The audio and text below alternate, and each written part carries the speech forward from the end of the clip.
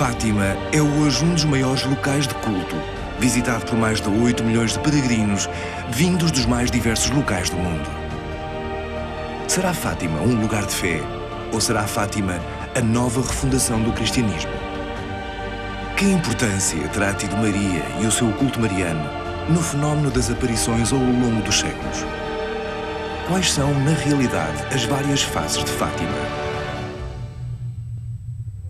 No dia 13 de maio de 1917, 3 crianças, Lúcia dos Santos, de 10 anos, Francisco Marto, de 9 e Jacinta Marto, de 7, afirmaram ter visto uma senhora mais brilhante do que o sol, sob uma azinheira, quando pastavam um pequeno rebanho na cova de Iria, próximo da aldeia de Aljustrel.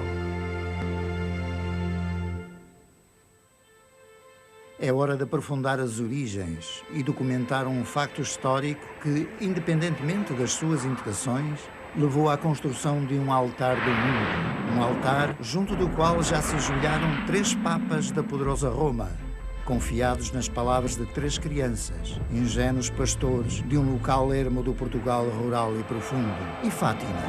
Como é que tudo aconteceu?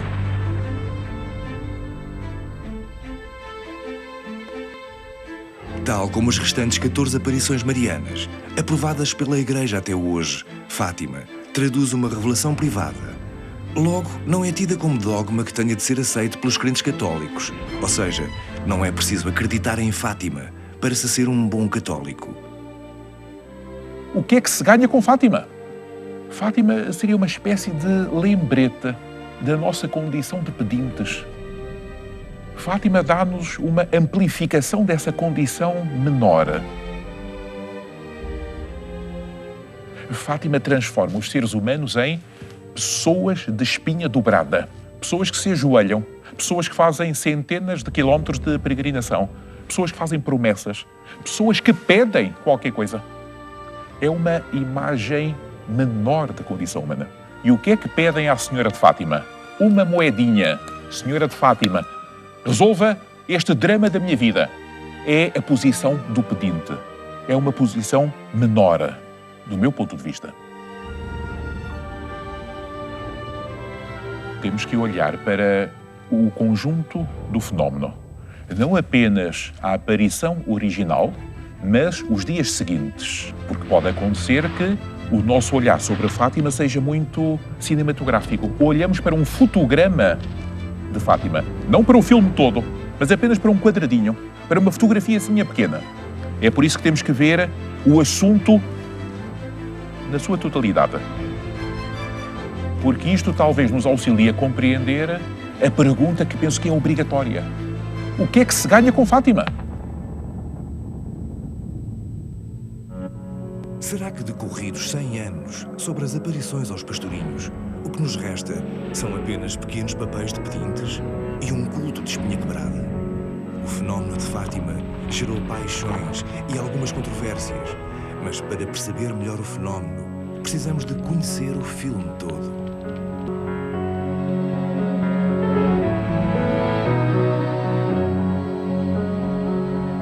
Esta grande deusa celta a que eu associo a Santa Iria é a grande deusa que na Irlanda ou no mundo celta se chama Brígida e para mim é a mesma deusa. Nos tempos mais remotos, os celtas, que povoaram a região de Fátima, tinham o culto forte às deusas-mães. E quem são essas deusas? Que importância têm para a nossa história? E que paralelismo podemos estabelecer com o culto de Fátima? E esta deusa Brígida é uma deusa solar e, portanto, é normal que ela se manifeste com fenómenos do Sol. Começa a fazer sentido a ligação da grande deusa-mãe celta Brígida, a Fátima. Considerando que para as nossas antepassadas e os nossos antepassados celtas há uma divisão primordial do ano entre bom tempo e mau tempo, entre verão e inverno, com o verão a começar em maio, é muito interessante que as aparições comecem em maio e terminem quando terminava o verão, que era outubro. Tem o Sol como elemento comum e os períodos do início do bom tempo em maio e do mau tempo em outubro, que coincidem com o período das aparições de Fátima. Ao vermos o nascimento de Santa Brígida, encontramos os mesmos fenómenos muito parecidos com os fenómenos descritos em Fátima.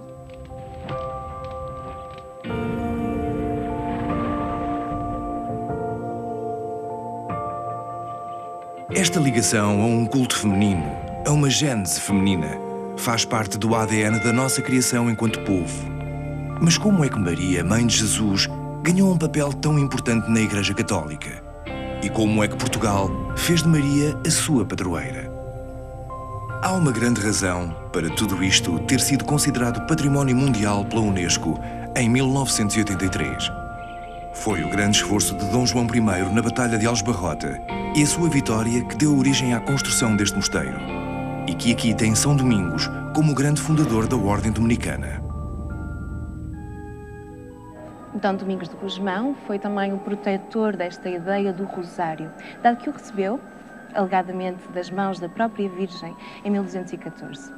É exatamente isto que podemos ver ali no topo, naquele vitral, em que surge Nossa Senhora com o menino, sempre com o menino, e envolta pela ideia do rosário. Realmente temos muito a dizer dentro do panorama iconográfico, desde Nossa Senhora da Anunciação até chegarmos a Fátima. Essencialmente, Fátima destaca-se porque é uma das poucas imagens em que Nossa Senhora realmente não tem um menino. Porquê? Para começar, temos de referir que este tipo de imagens em que Maria surge grávida foram proibidas no Concílio de Trento. Éfeso refere que Maria, ela própria, foi criada sem qualquer tipo de pecado original. Por isso, vai surgir esta nova imagem, a imagem de Nossa Senhora, a Imaculada, vestida de branco e azul e não do tradicional rosa e azul. Surge então uma nova iconografia, que de certa forma sempre existiu. Foi tratado durante toda a época medieval e a luta surge exatamente entre franciscanos e dominicanos. Os franciscanos eram a favor de um dogma que viria a ser feito muito mais tarde, o dogma da Imaculada Conceição. Esta demonstra não a ideia da sua gravidez, não a ideia da sua maternidade, mas sim a ideia da existência por si só. Maria é ela própria virgem, virgem desde sempre, para sempre, e também sem qualquer tipo de pecado. A Virgem Maria, a partir do Concílio de Trento, ganha, além das alterações físicas, um novo papel na estrutura da Igreja. Será que o culto mariano tem a mesma recepção nas restantes confissões das igrejas cristãs?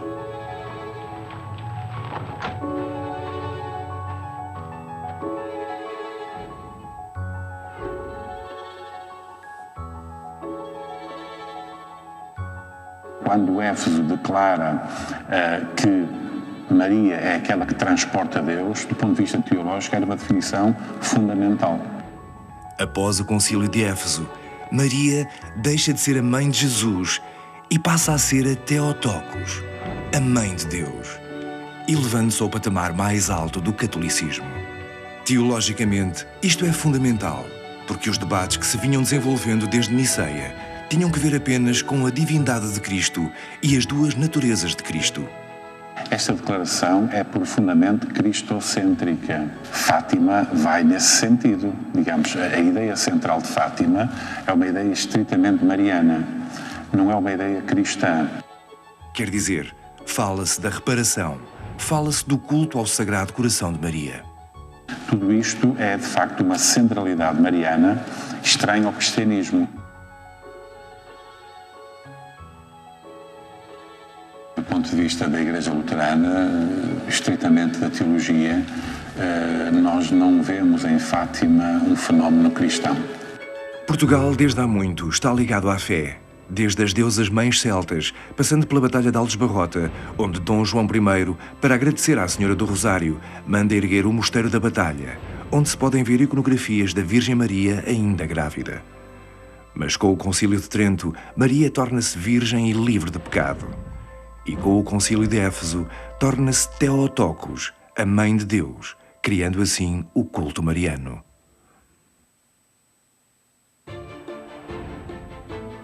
Já percebemos que o povo ibérico sempre teve uma ligação direta entre o céu e a terra. Portugal, na sua construção, foi buscar ao divino forças para derrotar os mouros.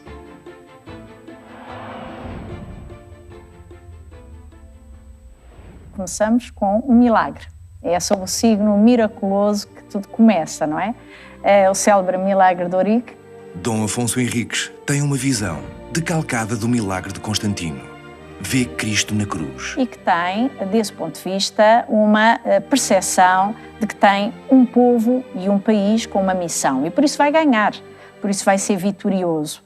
Com a entrega da coroa portuguesa à Imaculada Conceição por Dom João IV, Nossa Senhora passa a ser a Rainha de Portugal, a sua protetora, a sua padroeira. E ele ofereceu a coroa em sinal de vassalagem à figura da Nossa Senhora da Conceição, e a partir daí os reis de Portugal não mais usaram coroa.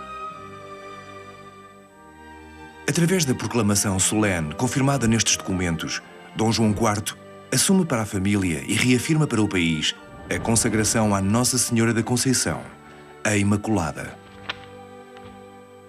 E há essa transferência, esse deslizamento para o povo, fez com que nós assistíssemos a um outro percurso que vai levar à construção e à consagração de Fátima, altar do mundo. Portugal passa a ter o maior número de santuários marianos na Europa. Temos, inclusivamente, as mulheres portuguesas a oferecerem o seu ouro para a coroa de Nossa Senhora de Fátima. E mais tarde vamos ter a bala do atentado ao Papa, incrustada também na coroa.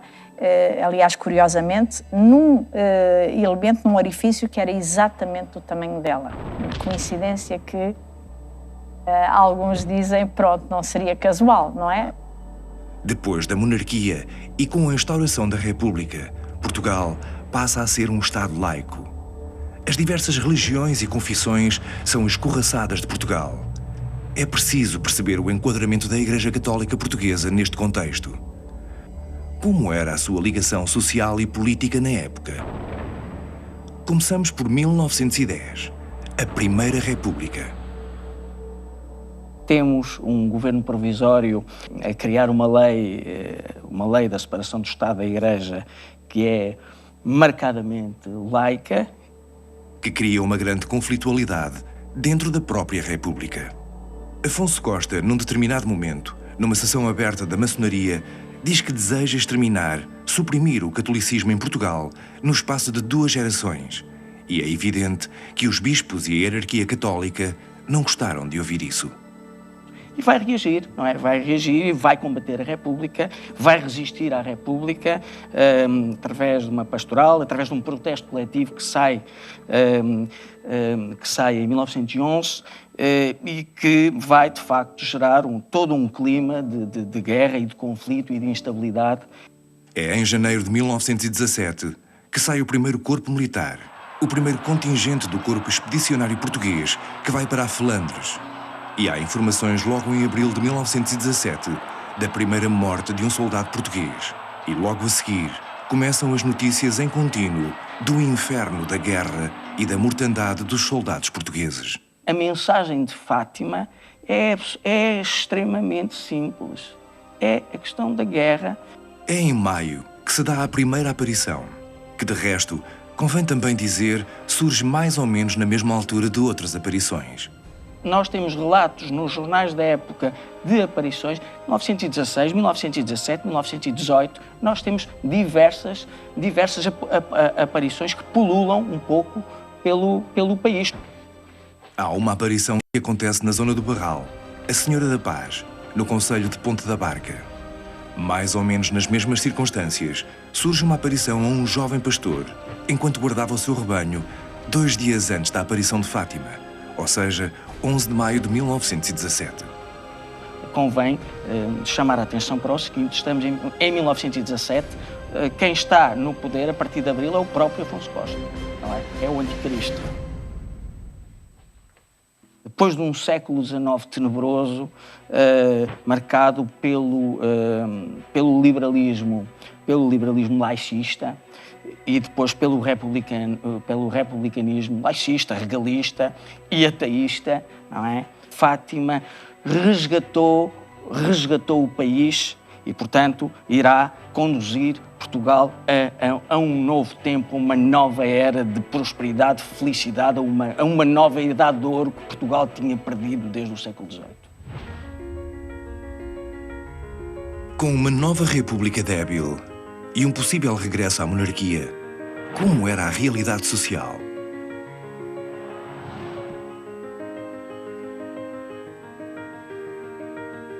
é importante entender que Fátima surgiu numa altura em que Portugal estava a entrar num processo de ditadura também, e por isso eu acho que Fátima está sobretudo relacionado ou com a procura de um consolo que as pessoas não encontram noutros espaços, com a procura de respostas, com a procura da ligação com o transcendente ao qual se pode prometer alguma coisa, tendo a esperança de que esse transcendente possa introduzir alterações na vida das pessoas que as pessoas por si próprias não conseguem introduzir. Como se vivia?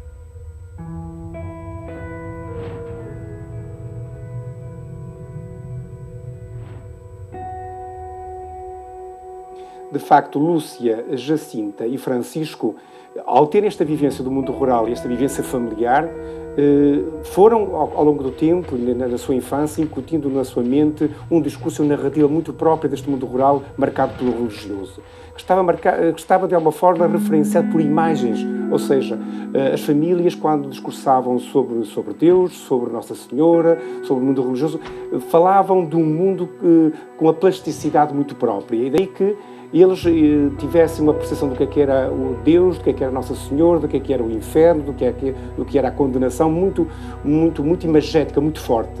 E isso influenciou certamente o discurso e a percepção que eles tiveram das aparições. E o que se pensava?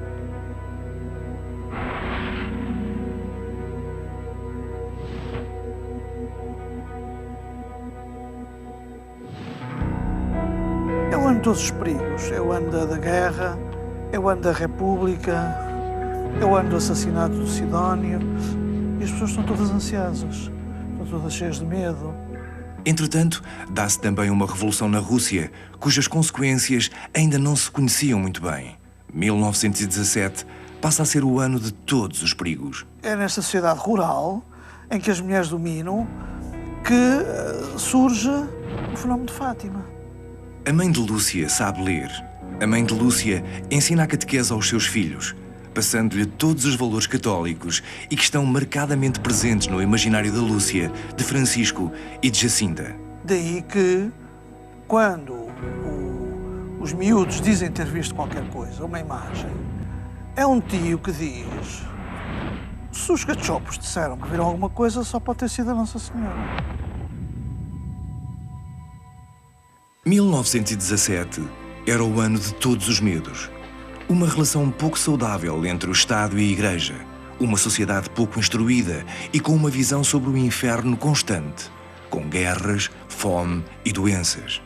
Era necessário um novo milagre como o de Eurique? Ou Fátima era o milagre que iria voltar a resgatar Portugal?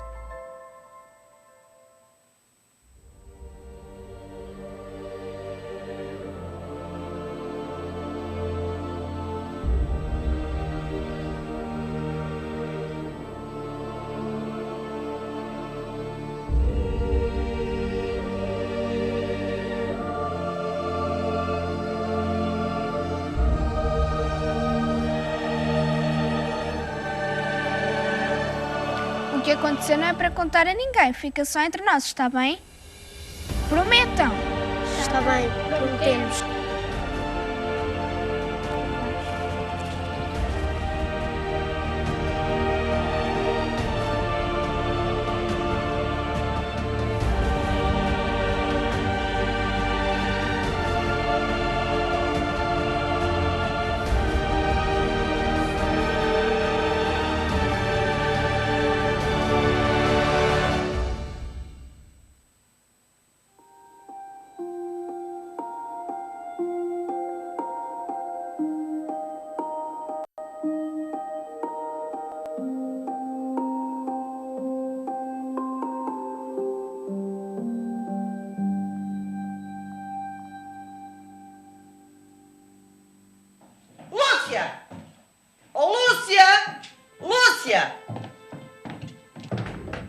Lúcia, ouvi dizer que tinhas visto a Nossa Senhora na Cova da Iria. Quem foi que lhe disse? Foi a mãe da Jacinta, a quem a filha contara. É verdade? Nunca disse que era Nossa Senhora, mas sim uma mulherzinha muito bonita. E até pedi ao Francisco e à Jacinta que nada dissessem. Não tiveram mão na língua. Uma mulherzinha? Sim, mãe. Então, e conta lá o que é que te disse essa mulherzinha. Disse-me que queria que nós fôssemos 6 meses a fio nos dias 13 chegados e no fim diria quem era e o que queria de nós. Só nos vais arranjar problemas se continuas com essa história. Olha para o que te havia de dar. Uma mulherzinha bonita, vestida de branco. Se os cachopos dizem que há uma mulherzinha vestida de branco, quem raio poderia ser senão Nossa Senhora? Não há nenhuma grande história que não tenha a sua teoria da conspiração. Algo que fascine os menos crentes e lhes dê outra visão sobre o acontecimento. Temos notícias, aliás, bem documentadas, de que, de facto, tudo isto que aconteceu na Cova da Iria, não é, foi previamente anunciado. E, portanto, é um anúncio que é encabeçado exatamente pelo número 135.917, 13 de maio de 1917, é um anúncio do que vai acontecer. O jornal O Século publica um anúncio com a notícia de algo importante cujo número atribuído a esse anúncio é 135917. E o jornal Notícias do Porto publica anúncio semelhante a 11 de maio, a prever os acontecimentos de 13 de maio de 1917. Terá sido coincidência? Nós temos, de facto, que a explicação plausível, lógica e irracional dos fenómenos da Cova da Iria só pode ser feita pela doutrina espírita. E aquelas crianças, 3 pastorinhos do interior rural de Portugal, o que puderam ter visto? Hoje em dia, já há tecnologia que permite explicar como reage a nossa mente a fenómenos religiosos. Uma ressonância magnética funcional, feita ao professor Joaquim Fernandes, vai ajudar-nos a perceber melhor as questões do cérebro humano. Se nós dispuséssemos deste tipo de equipamento, destas capacidades tecnológicas em 1917, achas que seria possível acrescentar muito mais informação relativamente à experiência de Lúcia? Seria possível. Portanto, nós temos aquilo que a Lúcia nos disse e um pouco poderíamos entrar neste tipo de experiência que fizemos aqui assim. Poderíamos levar a pessoa a reviver aquilo que se passou lá. Porque eu fiz, por exemplo, estudos com neurofisiologia de algumas hormonas ligadas ao nosso cérebro, em que nós levávamos a pessoa a viver situações de infância. Não é que aquelas hormonas disparavam como se tivesse vivido na realidade. Portanto, hoje fazemos isso com neuroendocrinologia, com hormonas ligadas aos neurónios, e aqui faríamos o mesmo que fizemos contigo. Isto é, levávamos a pessoa a reviver no passado, a ver se haveria algum biomarcador que desse consistência àquilo que se viveu. Dá a impressão que houve, então, algo que terás captado. E, portanto, estas áreas aqui assim, do cérebro, nesta zona temporal, nesta zona aqui assim, tem muito a ver com a informação que se capta auditiva. Dá a impressão que também terias sentido o sentimento que captaste qualquer coisa. Mário, então o que é que tu achas que terá ocorrido em Fátima? Algo se terá passado com realidade. Não foi apenas uma alucinação. Houve um estímulo externo que teve uma resposta interior da própria pessoa. Algo que captou a atenção e ficou presa desse estímulo. Foi captado por ela, pelas pessoas circundantes, mas por ela de um modo especial. Portanto, há uma realidade física naquele fenómeno. Terá sido uma alucinação coletiva ou apenas a imaginação das crianças?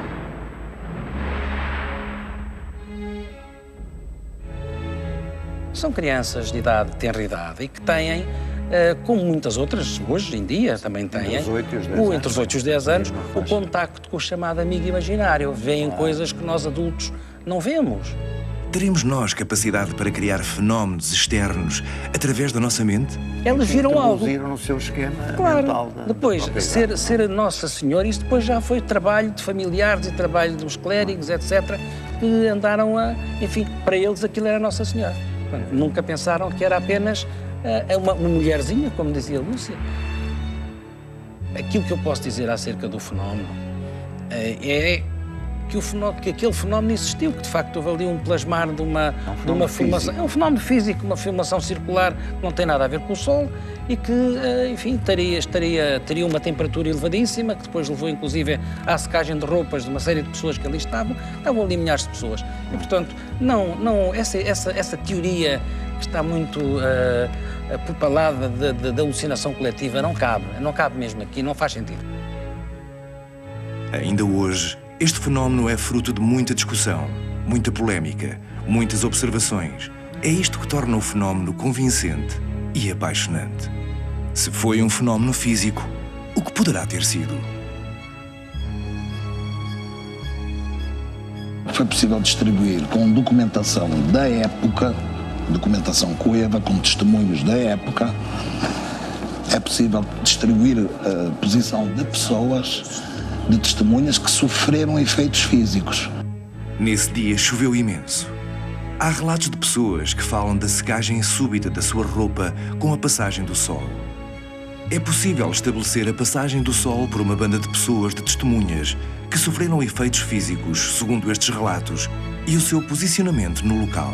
E a partir deste mapa, estamos aqui a falar de uma área de 300 por 400 metros, foi possível elaborar um gráfico, um sistema destes ortogonais, distribuímos as pessoas, que são estes pontinhos, estabelecemos uma regressão linear, dá-nos esta reta, e esta reta corresponde à trajetória do Sol por cima das testemunhas.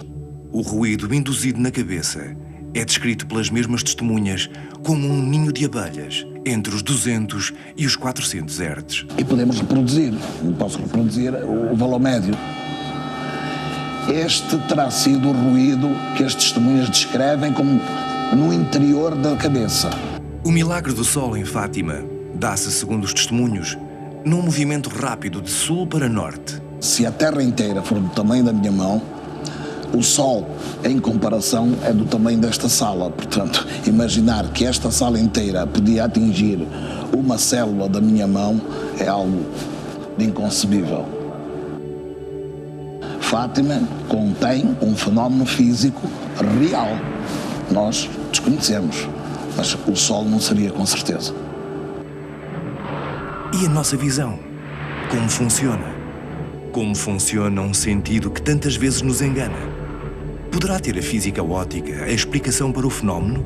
Quando olhamos diretamente o Sol, podemos, em determinadas circunstâncias, ver halos solares, ver periélios, ver falsos sóis, ver arcos incompletos e até ver cruzes. Estes fenómenos são resultantes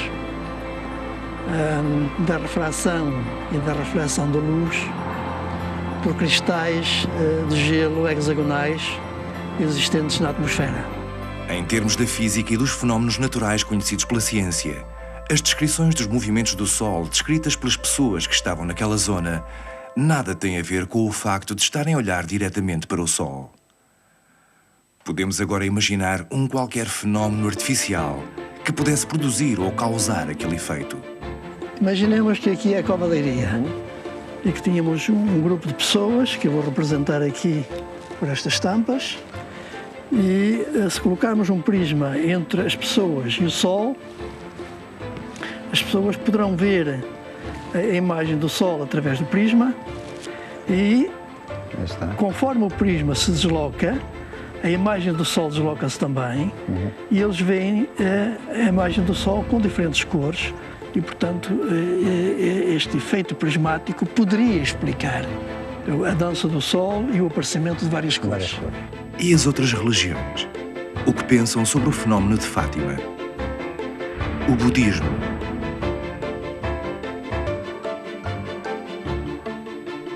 Do ponto de vista do budismo tibetano, de Fátima, as aparições de Fátima ou aparições da Virgem Maria, de um modo geral, podem ser entendidas como manifestações daquilo que o budismo tibetano chama Tara. Tara é a mãe de todos os Budas. Portanto, ela manifesta-se de modo a trazer a paz ao mundo, a pacificar conflitos, a dar ensinamentos e instruções para as pessoas, os seres humanos viverem em maior paz e harmonia.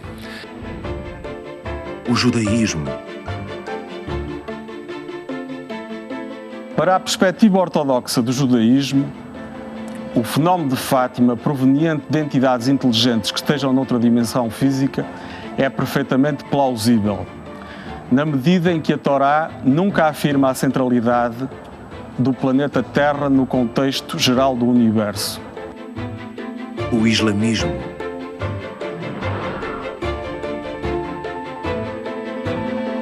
Maria, mãe de Jesus, é mencionada variadíssimas vezes num livro sagrado dos muçulmanos, que é o Alcorão. No 3º capítulo, Deus diz sobre Maria: foi aquela mulher escolhida, casta, pura, escolhida entre as mulheres do universo. Não há nenhum outro versículo do Alcorão em que uma outra pessoa esteja colocado no mesmo patamar. Mas não damos divindade, não a consideramos como mãe de Deus, mas sim sempre como mãe de Jesus. E se um muçulmano não aceitar Maria como casta, digna, e se não aceitar no nascimento milagroso de Jesus, deixou de ser muçulmano. Passaram 100 anos sobre as aparições.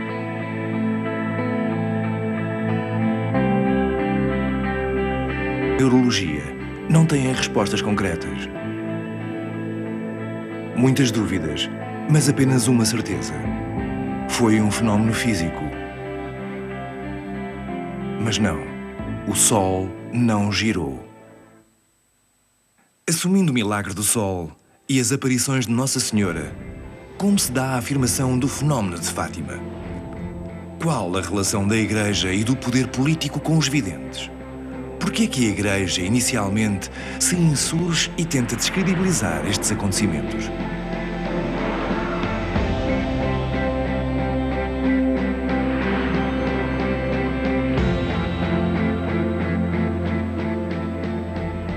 Não podemos esquecer que a Igreja é a representante de Deus na Terra e não gosta muito de partilhar competências e responsabilidades. É um elemento estrutural, está sempre presente nestas coisas.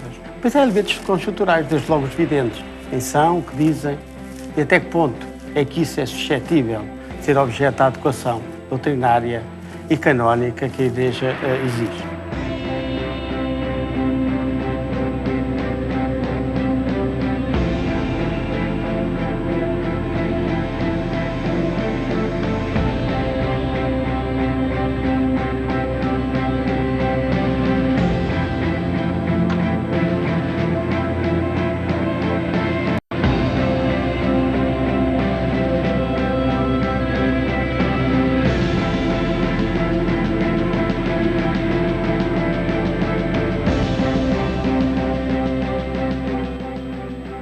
Digamos que não é fácil para um padre local aceitar que aquelas crianças são filhas daqueles pais e daqueles avós que ele conhece, que viu crescer. Muitas vezes são pessoas rústicas, às vezes simplórias. Afinal de contas foram aceites e foram escolhidas como interlocutores da Trindade em detrimento dos clérigos, em detrimento deles próprios.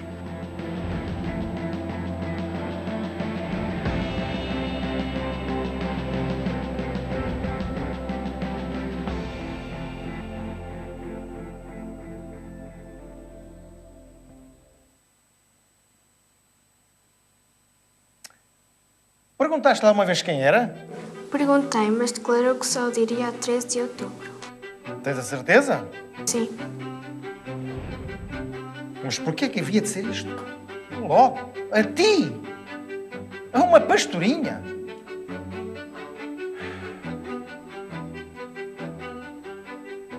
E o que é que tu viste? Vi Nossa Senhora. Nossa Senhora? Sim. A ti! Tu estás-me a mentir! Tu estás-me a mentir! Olha que tu vais arder no fogo do inferno! Juro pelo Sagrado Coração de Jesus, Senhor Prior.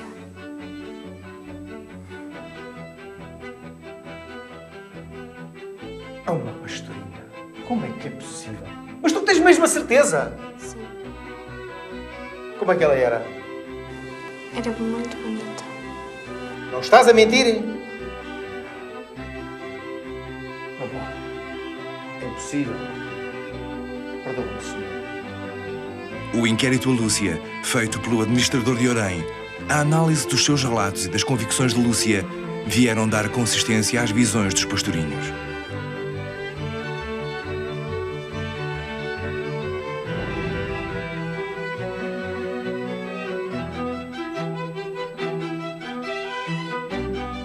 Quando chegamos aqui, aos anos 30, Esta igreja é dedicada em 38 a Nossa Senhora do Rosário. Já Fátima se tinha imposto de algum modo, as aparições tinham sido reconhecidas como dignas de crédito nos anos 30. Isto deveu-se à persistência das próprias crianças, que mesmo quando confrontadas pelas autoridades civis, políticas, religiosas ou até pela própria família, nunca se demoveram da sua história, dos acontecimentos que viveram. Teria sido mais pacífico, de certo modo, para todos que elas tivessem considerado, se tivessem desmentido, digamos, era isso que as famílias e que as autoridades lhes pediam, era de dizer que aquilo era uma invenção delas. O que é que tu estavas a fazer? Estava a brincar com a Jacinta e o Francisco e de repente apareceu. Então, e a Francisco e o Jacinto também viram? Não. Não? Então foste só tu que viste? Sim. Então, e como é que tu queres que eu acredite em ti? Tu não é uma história que tu me estás a contar? Então, e os teus pais já sabem? Já. E o que é que eles dizem? Dizem que eu estou a mentir. E estás? Não. Tens mesmo a certeza? Sim. Como é que ela vinha vestida? Vinha vestida de branco. De branco? Um vestido normal? Sim. Tu sabes que os meninos que mentem vão para o inferno quando morrer. Mas é verdade. É verdade? Tens mesmo a certeza que é verdade? Sim. Pois bem, Lúcia, a tua história é assim um bocadinho difícil de acreditar. Eu não sei o que é de pensar sobre isso. Sinceramente. Quando as crianças, em 1917, afirmam ter aquelas visões, elas transportam uma devoção da reza do terço, como se dizia na altura, que encontra em Fátima um dos seus filões.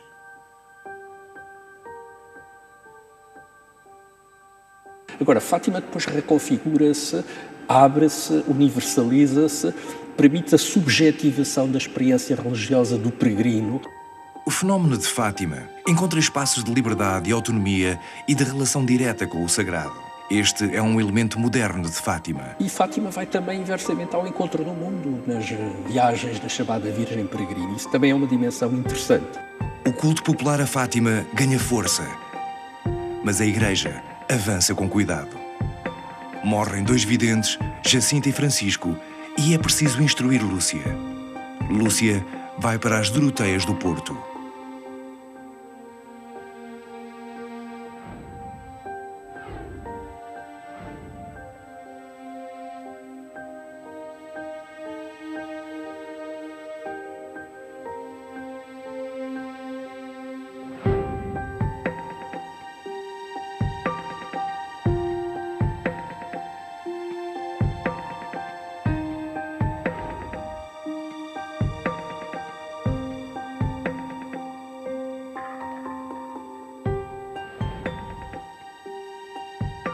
Com Lúcia longe dos olhares do mundo e de difícil acesso, Fátima veio a dar força ao salazarismo. O cardeal Cerejeira comunica a Salazar que Lúcia lhe confessara que Nossa Senhora o queria à frente dos destinos de Portugal. Estado e Igreja, política e religião confundem-se agora.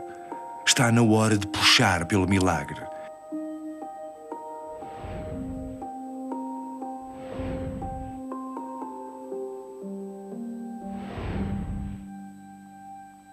Quando vem a ditadura militar, há uma mudança relativamente à relação entre o Estado e a Igreja. E a Igreja não quer provocar muito a República à luz da nova orientação papal.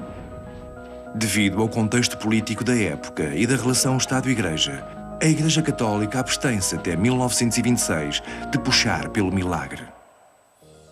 E, portanto, temos uma governação salazarista, ainda que o Salazar só vai ser primeiro-ministro, só vai ser presidente do Conselho uns anos mais tarde, 32. Temos um cardeal Cerejeira fatimista e temos a Igreja a coroar. Com o 28 de maio de 1926, tudo muda. Acaba a Primeira República e instala-se a ditadura militar que dará início ao chamado Estado Novo. Em 1929, o cardeal Cerejeira é entronizado a cardeal patriarca. Cerejeira é um mariano e um grande fatimista. E logo em 1929 temos Carmona como presidente e Salazar como ministro das Finanças a visitar Fátima. Oficializa-se a relação. Nós temos aqui, a partir do momento em que a ditadura se dá, estão criadas condições objetivas para a Igreja puxar por Fátima como motor do movimento de recristianização que exigia um apoio político que passa a ter. Durante os anos 30, Fátima e o Estado Novo, e o Estado Novo e Fátima confundem-se. Fátima torna-se simultaneamente uma espécie de legitimação ideológica da Igreja relativamente ao Estado Novo. Há outro contexto que não podemos esquecer. É o contexto internacional. 1929 é também o ano dos Tratados de Latrão, em que o Papa Pio XI estabelece um acordo de paz entre a Igreja Romana e a República Italiana, neste caso com o fascismo italiano, e em que se estabelece o Estado do Vaticano, em que a Igreja Católica Romana se assume como uma apoiante declarada do fascismo italiano. Salazar é um homem da previdência e grande tribuna do anticomunismo. Em 1930 é a Guerra Civil de Espanha e é nessa altura que o regime português, e citando Salazar, que elege o comunismo como a grande heresia dos nossos tempos. O combate ao comunismo passa a ser uma questão fulcral, é o inimigo principal do regime, e Fátima desempenha um papel essencial em todo esse processo. Cruzada. E um papel de cruzada, como disse, no quadro da recristianização que a sociedade portuguesa e europeia necessitavam. Após os interrogatórios, o milagre ganha força. E a Igreja e o Estado fundem-se para combater o comunismo. Fátima ganha um santuário e dimensão à escala mundial.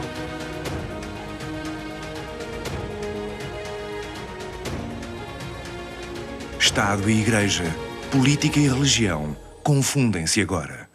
Está na hora de puxar pelo milagre. É preciso acelerar a construção do Santuário Mariano. É preciso dar forma ao milagre.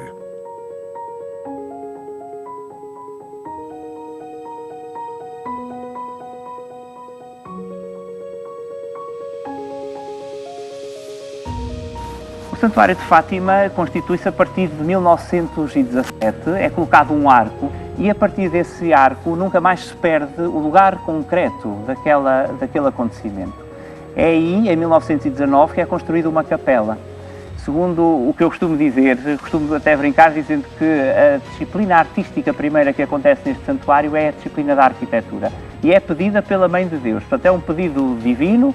Logo no momento seguinte vemos Dom José Alves Correia da Silva a chamar um autor para vir desenhar a basílica, a primeira das basílicas do Santuário de Fátima. É uma basílica que está feita numa linguagem ainda ligada ao século XIX, é um revivalismo arquitetónico, um neobarroco, mas muitíssimo bem desenhado e, portanto, já de uma arquitetura erudita.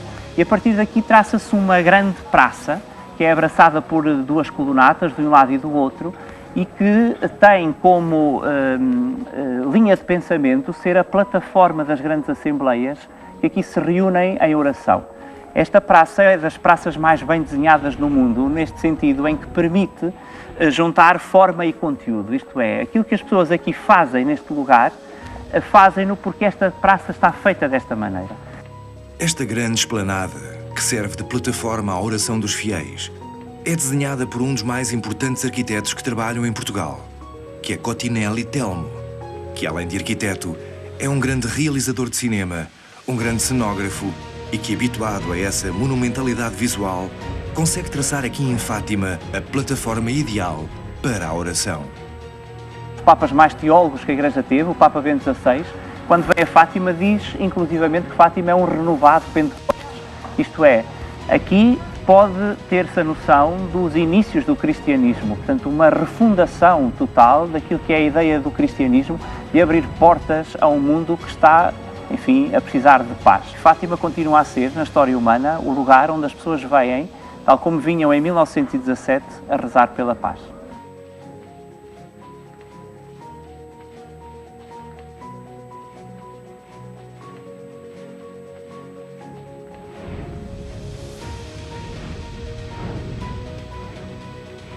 primeira representação da Virgem de Fátima acontece logo em 1917, em outubro. Dessa altura datam umas pagelas com o título Regina Pacis Ora Pro Nobis, portanto a pedir-se a intercessão da Virgem Maria como intercessora pela paz, e para a figuração da Virgem, não havendo outros meios, recorreu-se a uma escultura da sede de Leiria, aqui bem perto de Fátima, e é o busto da Imaculada Conceição, feita à maneira do Murilo, da representação típica da Imaculada Conceição do século XVIII, que é colocada numa fotomontagem, diríamos hoje Photoshop, uma fotogravura, se quisermos, e essa é a primeira representação da Virgem de Fátima. Em 1920, há a intenção de facto de dotar este espaço, onde já havia uma capela que, segundo os videntes, terá sido pedida pela Virgem Maria, de uma figuração plástica que pudesse concretizar o culto, que fosse uma imagem à volta da qual pudesse gravitar toda a comunidade dos fiéis. E a partir daí, logo nos anos 20, começam a fazer-se, nessas oficinas do norte do país, liderada em primeira análise por José Ferreira Tedim e depois por uma série de outros santeiros daquela região, começam a sair imagens para todo o Portugal e inclusivamente para todo o espaço europeu e, enfim, até transatlântico.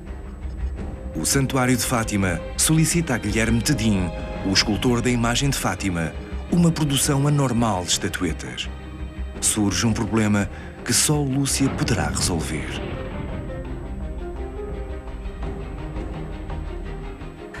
O José Ferreira Tedim não teve propriamente acesso a descrições pormenorizadas da parte dos videntes, não é? E ter-se-á inspirado numa imagem de um catálogo de imagens sacras, provavelmente de Nossa Senhora da Lapa. É uma imagem que não corresponde àquilo que depois, nos anos seguintes, irá ser descrito por Lúcia, da imagem que ela viu. E que vão dominar a iconografia de Fátima, sensivelmente até aos anos 40. São imagens de uma Nossa Senhora muito trabalhada. O manto está repleto de pregas. Não é? Há até, como podemos observar aqui, um aspecto que se vai perder posteriormente. Sim, exatamente. A partir dos anos 40, já não é José Ferreira Tedim, mas sim seu irmão Guilherme Tedim, que recebe uma autorização do santuário para se encontrar com Lúcia. Por um lado, alguns pormenores interessantes que Lúcia descreve, nomeadamente uma bolinha de luz, que começa a aparecer-nos de forma sistemática. Vemos isso aqui, por exemplo, naquela imagem em calcário que ele produz em 1940 para o Canadá. E começa também a ficar uma imagem muito mais depurada. O interessante é que, além destes encontros pessoais, há também uma troca de correspondência. Esta correspondência data fundamentalmente dos finais dos anos 40 e depois do início dos anos 50, 54, por exemplo, aqui, e depois ele voltará, num segundo momento, já nos anos 60, a ter uma série de troca de correspondência com Lúcia.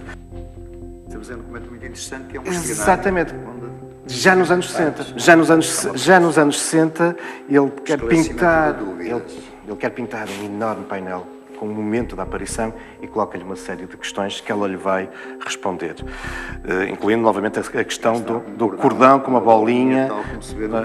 Ela descreve isto. Agora, se me permites, há aqui uma grande diferença entre estes documentos dos anos 60 e os dos finais dos anos 40. É que enquanto os outros são manuscritos, aqui estes são datilografados. Enquanto que nos outros ele tinha um contacto pessoal com ela, aqui isto chega-lhe pelo correio.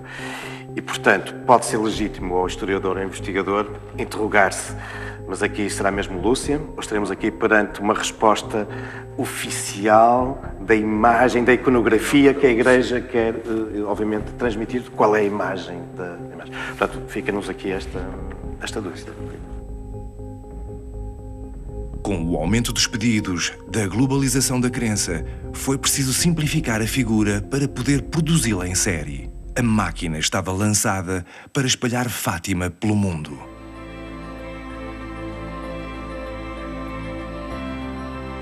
Parece óbvio que Fátima se tornou maior do que a Cova de Iria, maior do que Portugal, e galgou fronteiras, tornando-se um evento à escala global. Fátima é agora os novos descobrimentos portugueses.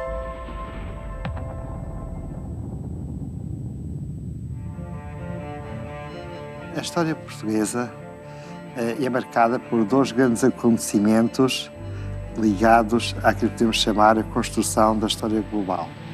Num primeiro momento, no século XV e XVI, Portugal e Espanha foram dois países pioneiros naquilo que hoje chamamos a experiência da globalização.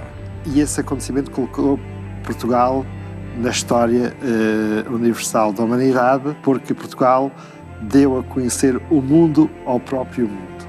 Portugal consegue, com a sua dinâmica de expansão marítima, que permitiu abrir novas rotas, novos caminhos, permitindo que os povos de diferentes continentes interagissem entre si, permitindo a construção da primeira base de dados de conhecimento global. No século XX, houve um outro acontecimento que também conheceu uma amplitude, um impacto mundial, que foi esse de caráter religioso. Com a experiência que podemos chamar de psicorreligiosa, que foi o fenómeno das aparições de Fátima em 1917, deu origem à edificação de um santuário importante em Portugal, que acabou por se tornar um santuário nacional no centro de Portugal. E, de facto, ninguém diria, em 1917, que Fátima se tornasse um dos santuários marianos mais importantes da humanidade e com maior expressão em diferentes continentes. Após esta globalização, seria Fátima o Quinto Império, a que se referia Pessoa.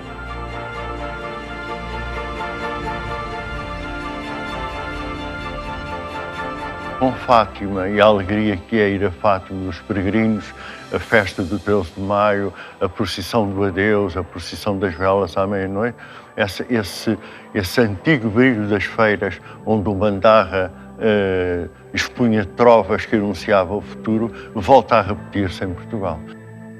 Fernando Pessoa comentou várias vezes para as pessoas não irem a Fátima, mas sim a Trancoso. Lá é que é a verdadeira alma portuguesa. Hoje, no século XXI, podemos dizer que a alma portuguesa é Fátima, também, não tenho dúvidas. Estão lá 8 milhões de peregrinos por ano. 100 anos depois, em 2017, talvez se atinjam os 8 milhões de peregrinos, que agora já são na sua maioria estrangeiros, e não a mulher crédula, analfabeta, que lá ia rogar promessas pelo filho para não morrer na guerra em África. Em termos de unificação, quer se goste da Igreja Católica ou não, quer em termos de imigrantes, quer em termos nacionais e da unificação dos povos internacionais, Fátima passa a ser nos nossos dias um centro de ligação do mundo com o sagrado. Fátima é o anúncio que para breve o Quinto Império virá.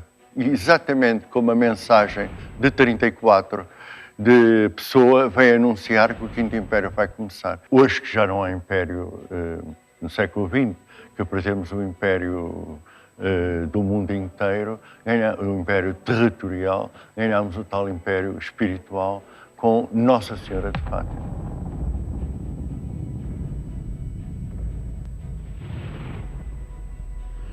O culto mariano nasce em 431, no Concílio de Éfeso, e não mais para. Nossa Senhora toma um papel central na Igreja Romana e Portugal não foge a esse efeito. Com os descobrimentos, Portugal fica rico e poderoso e usa a Nossa Senhora e o seu culto como bandeira na conquista de novas terras. Os reis deixam de usar coroa e o culto toma proporções únicas. Sofre um revés com a implantação da Primeira República e de um Estado laico, mas rapidamente ganha força com as aparições em 1917, que iriam virar do avesso o caminho que o catolicismo estava a tomar em Portugal, fazendo com que na década de 30 já essa relação deixasse de ser de conflito para uma quase fusão entre Estado e Igreja, o que permitiu aproveitar e promover aquela que seria a nossa nova marca no mundo após os descobrimentos. E como dizia Pessoa, o Quinto Império chegaria através da espiritualidade. E a verdade é que Fátima voltou a colocar Portugal no mundo, fazendo do santuário em sua homenagem um portal mundial de ligação com o divino. O futuro se encarregará porventura de decifrar o que está para lá desta janela, desta porta que é Fátima. Talvez, como intui magistralmente o poeta da mensagem, talvez Fátima seja um rasgão no espaço que dê para o outro lado.